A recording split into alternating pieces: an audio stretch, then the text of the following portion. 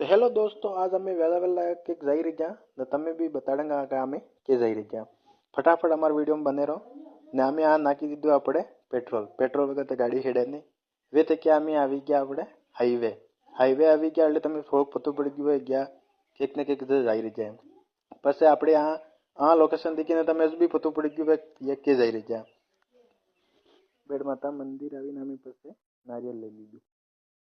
नारियल लईन पछी वे क्या में हेडी गया आवी गया मंदिरे आवीने फटाफट हाथ पग धोई फटाफट आवी गया में वे फटाफट आवीने दर्शन कर दीधुं माताजी ने।